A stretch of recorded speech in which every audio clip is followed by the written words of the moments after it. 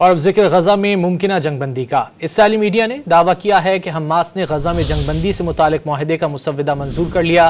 قطر کے دارالحکومت دوحہ میں فریقین کے درمیان مذاکرات حتمی مرحلے میں داخل ہو گئے۔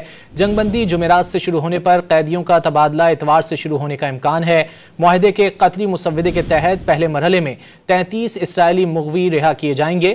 معاہدے کے 16ویں روز سے جنگ بندی ڈیل کے دوسرے مرحلے پر مذاکرات شروع ہوں گے۔